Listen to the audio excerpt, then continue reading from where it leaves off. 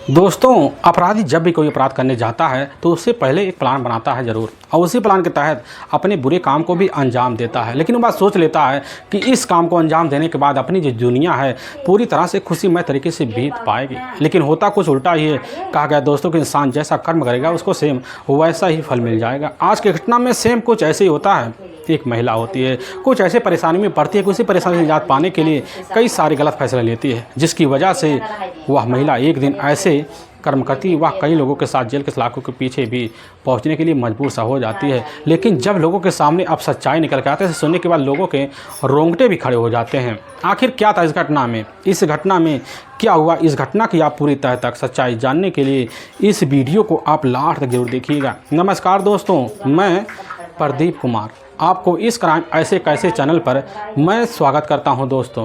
दोस्तों आज की यह जो सच्ची घटना है, यह घटना सुनाने से पहले मैं आपसे एक छोटा सा रिक्वेस्ट करना चाहता हूं, क्योंकि आप अगर इस चैनल पर नए हो और पहली बार हो तो एक बार जाकर अपने इन्हीं प्यारे हाथों से आप इस चैनल को लाइक और सब्सक्राइब और शेयर ज़रूर करें, ताकि आपकी वजह से इम्पोर्टेंट होने के नाते यह जो वीडियो है यह काफ़ी लोगों तक पहुंचाया जा सके। और इसके लिए हम आपके तहे दिल से शुक्रगुजार रहेंगे। दोस्तों आज की यह जो सच्ची घटना है, यह घटना ठीक उत्तर प्रदेश और उसी में जाना माना एक ज़िला पड़ता है हथारस, उसी में ही एक सादाबाद जाना माना कस्बा पड़ता है, और उसी कस्बे से जुड़ा हुआ एक जरिया की गढ़ी इलाका पड़ता है। उसी इलाके के रहने वाले हनीफ खां होते हैं, और उनके परिवार में उनकी अपनी पत्नी भी होती है। लेकिन उनके टोटल 3 बच्चे होते हैं। लेकिन वह रहकर अपने तीनों बच्चों का बहुत ही दिक्कत हो रही थी, जिसकी वजह से अब रोजी रोटी की तलाश में वह आगरा निकल जाते हैं। आगरा जाकर ठीक जो होता है इस्लाम नगर एक मोहल्ला पड़ता है, वहीं पर अपनी पत्नी और 3 बच्चों को लेकर रहना शुरू कर देते हैं। इस्लाम नगर में तब जाते हैं जब मौके पर इस्लाम नगर का नव निर्माण हो रहा था, ठीक यमुना नदी के किनारे ही। और वहीं पर जाकर अपनी पत्नी और बच्चों को लेकर इधर जो होता खुद अब हनीफ खां रहना शुरू कर देते हैं। और वहाँ रहते रहे जब कुछ साल का वक्त बीतता है तो वहाँ रहते उनके टोटल 7 बच्चे जो होता है और हो जाते हैं, जिसके बाद उन्हें टोटल 9 बच्चे होते हैं, जिसमें उन्हें 5 बेटे और 4 बेटियां होती हैं। लेकिन अपने बच्चों के साथ जो मौके पर वह रहकर तौर तरीके से अपनी ज़िंदगी गुजारते हैं। लेकिन उनका अपना सबसे छोटा अब बेटा होता है वकील, और वकील के साथ रहकर घर गृहस्थी तौर तरीके से तो चलाते तो हैं, लेकिन समय के हिसाब से अब इधर जो थे खान साहब अपने पल रहे घर में 4 बच्चों और 4 बेटियों की शादी होता है तौर तरीके से करवा देते हैं। 4 जो बेटे होते हैं अपने अपने पत्नियों को लेते हैं और तौर तरीके से नए मकान में अब शिफ्ट हो जाते हैं। उनके घर में उनका सबसे छोटा बेटा अब वकील ही बचता है। वहीं पाक एक स्कूल होता है, उसी स्कूल में जाकर हाई स्कूल तक पढ़ाई करता है। लेकिन अचानक उसके जो पिता होते हैं इस दुनिया को छोड़कर एक बीमारी के चलते चले जाते हैं, जिसकी वजह से हाई स्कूल की परीक्षा के टाइम ही वह स्कूल छोड़ देता है और जाकर अपने पिता की सारी जिम्मेदारियां उठा लेता है। लेकिन इधर जब अपने कभी भाइयों के पास खाना के लिए पहुंचता तो ज़्यादा से ज़्यादा एक दिन का खाना मिलता, दूसरे दिन का ना मिलता, जिसकी वजह से अपने भाइयों के घर जाना भी छोड़ देता और पड़ोसियों के साथ मौके पर रहना पीना शुरू कर देता, वहीं से अपना ठिकाना भी बनाने लग जाता है। लेकिन जब समय बीतने लग जाता है, समय के हिसाब से वह भी समझ जाता कि हमारी जो जिम्मेदारी है प्रतिदिन अब बढ़ रही है, क्योंकि उम्र भी बढ़ रहा है। 16 साल का वक्त होने वाला होता है, तो उसी वक्त सोच लेता है अपने कुछ हितकारियों के साथ मिलकर मोटर मैकेनिक का काम सीख लेता है। और सीखने की वजह से वह ठीक ठाक पैसे भी कमाने लग जाता है और वक्त बीतने लग जाता है।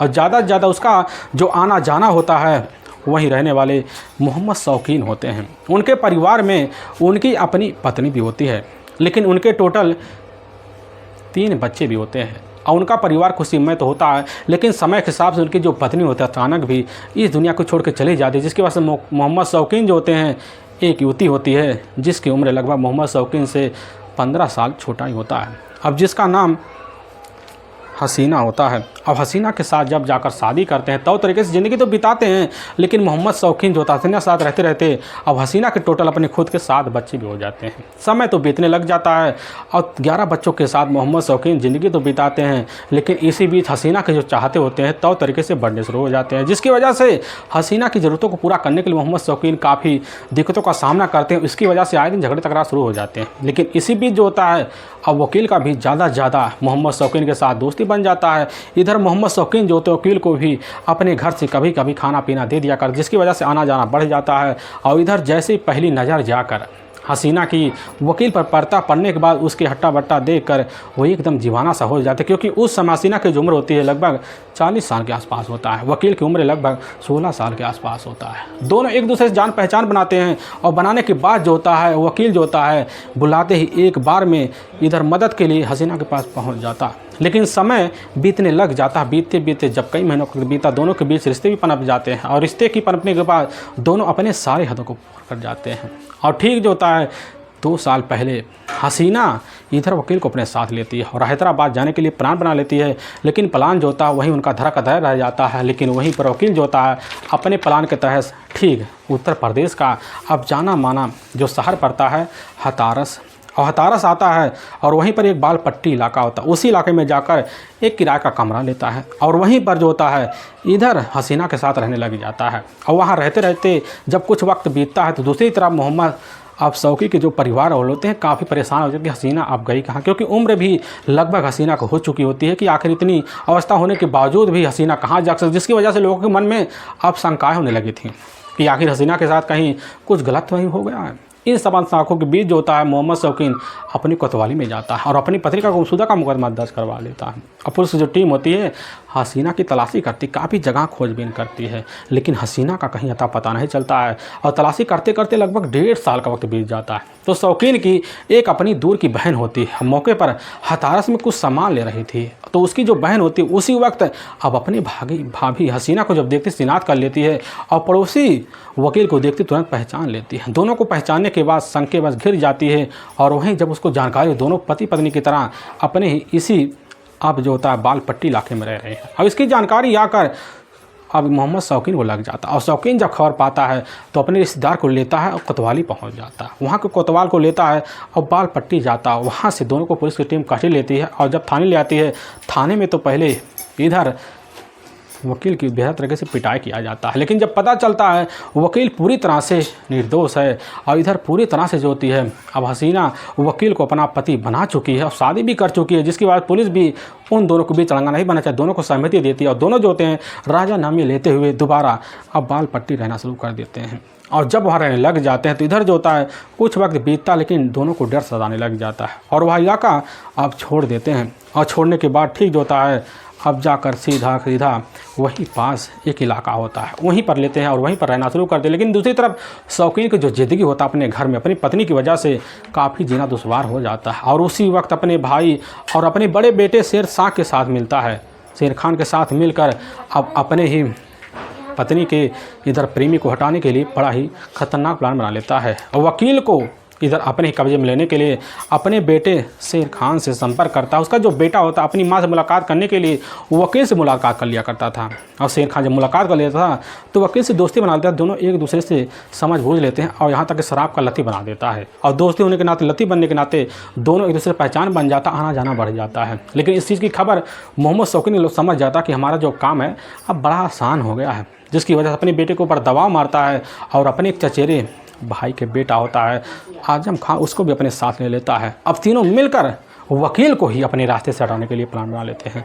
लेकिन वकील का रास्ते से हटाते लगभग 1 साल का वक्त जब निकल जाता है तो उनको लगने लगता है पूरी तरह से शेर खान के ही कब्जे में वकील आ चुका है, तो उसी वक्त उकसाते हैं अपने बेटे शेर खान को और शेर खान सारे मामलों को समझ जाता और उसी वक्त जो होता है अब प्लान बनाते हैं। और तभी ठीक जैसे ही 25 जुलाई का वक्त होता है तो शाम का टाइम होता है तो इधर शेर शाह होता है खान होता है मौके पर वकील के पास फ़ोन कर देता, कहने लग जाता कि इस समय आपको कोटला रोड आना पड़ेगा क्योंकि वहाँ हम बड़ी पार्टी करने जा रहे हैं। और यह खबर जैसे वकील पाता है तो उसी वक्त बाइक लेता है और ठीक है कोटला रोड पहुँच जाता। वहीं पास एक जंगल होता है, उसी जंगल में बैठते हैं और वहीं अब इधर चारों के चारों मिलकर नशा करना शुरू कर, लेकिन चंद मिनट के अंदर वकील नशे में बेसुध हो जाता है और वहीं बेसुध होकर नशे में धड़ाम से सो जाता है। और वहीं तीनों को मौका दिखाई देता है और इधर मोहम्मद शौकीन, आजम खान और साथ में जो होता शेर खान तीनों मिलकर बेरहम तरीके से एक पत्थर से बीट कर हत्या कर देते हैं और बॉडी को लेते पास वहीं नहरौली गांव होता है, उसी गांव के पास जो होता है कोटा रोड पड़ता है और वहीं ले जाते हैं बॉडी को और ठीक बॉम्बे पास एक जो होता है दिखाई देता है झाड़ी, वहीं बॉडी को डंप कर देते हैं और मोबाइल कब्जे में लेते हैं और लेने के बाद तीनों के तीनों अपने घर चले जाते हैं। लेकिन जैसे ही अब सुबह का यानी कि 26 जुलाई साल 2014 का टाइम होता है तो इधर नहरुली गांव के लोग पहुंचते हैं। पहुंचने के बाद बॉडी को देखते हैं, इसकी जो सूचना होता है अपने थाने में देते हैं। वहाँ के थाना प्रभारी और BS त्यागी जैसे ही खबर पाते हैं, पाने के बाद कोतवाली साहब वहाँ पहुँचते घटना का निरीक्षण करते हैं तो देखते हैं प्राइवेट जो पार्ट होता है बुरी तरह से उस बॉडी का कुचला गया होता, चेहरा भी बिगाड़ दिया गया होता। पुलिस की टीम नहीं समझ पाती कि आखिर शिनाख्त हो पाएगा। शिनाख्त करने की कोशिश करती है लेकिन शिनाख्त नहीं हो पाता है। पुलिस की टीम बॉडी को वहीं पंचनामा करती है, उठाकर मोर्चरी में रखवा देती है। आखिर यह जानना चाहती है जब तक इस बॉडी का शिनाख्त नहीं होता तक हम तो हत्यारे तक पहुँच नहीं पाएंगे। और पुलिस की टीम होती है बॉडी का वहीं पोस्टर भी चस्पा करवा देती है और अलग थानों में सर्कुलेट करवा देती है और व्हाट्सएप ग्रुप के जरिए भी उस डेड बॉडी का शिनाख्त करवाने की कोशिश भी करती है, काफ़ी मेहनत करती है। और तभी दूसरे दिन जो होता है एक व्यक्ति सदर कोतवाली में पहुंचता है, कहने लग जाता कि साहब हमारे यहाँ जो होता है हमारा एक किराएदार होता है वकील जो लगभग 6 महीनों से रह रहा होता है, वह भी अपनी पत्नी अब जरीना के साथ। लेकिन हाँ उसका 2 दिन से कहीं अता पता नहीं चल रहा है और ठीक हमारा जो अपना मकान होता है बिसड़ुपुरी में ही है। और यहाँ पता बताने के बाद पुलिस की जो टीम होती है उसकी बात तौर तरीके से सुनती है। पुलिस की टीम डेड बॉडी का एक फ़ोटो अपने मोबाइल में रखे हुए निकाल कर उस मकान मालिक को दिखाती है। मकान मालिक जब देखता थोड़ी बहुत शिनाख्त करता, पुलिस की जो टीम होती है उसको अपने साथ ले लेती है और लेने के बाद मोर्चरी में पहुंचती है। और बॉडी जैसे सामने लाया जाता है तो जो मकान मालिक होते हैं देखकर शिनाख्त कर ले सब कहने लग जाता है कि साहब यह तो हमारा अपना किराएदार वो वकील है जो अपनी पत्नी जरीना के साथ लगभग यहाँ 6 महीने पहले रहने के लिए आया हुआ था। अब पुलिस की जो टीम होती है उसी वक्त उसके पत्नी का मोबाइल नंबर ले लेती है। पता चलता है कि उसकी जो अपनी पत्नी होती है वह अपनी ही बेटी से मिलने के लिए मथुरा के ही माट गांव में गई हुई है। पुलिस की जो टीम होती है उसकी पति की खबर अब उधर जरीना को दे देती है। अब पुलिस की टीम की खबर पाने के बाद जरीना निकल पड़ती है।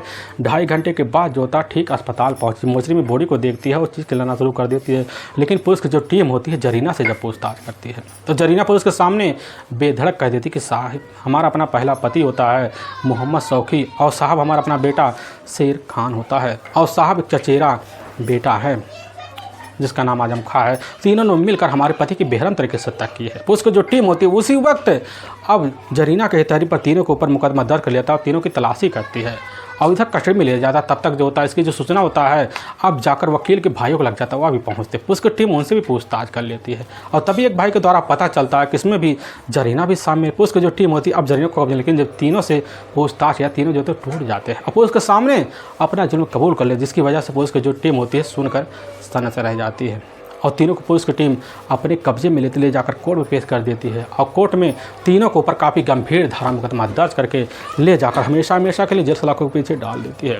दोस्तों हमें इस घटना का सुनाने का जो उद्देश्य है किसी को दिल को ठेस पहुंचाना नहीं, बल्कि आपको यह बताना है कि आप जहाँ भी रहें आप सावधान और सतर्क जरूर रहें। दोस्तों फिर मिलेंगे एक नए वीडियो के साथ, तब तक के लिए जय हिंद जय भारत।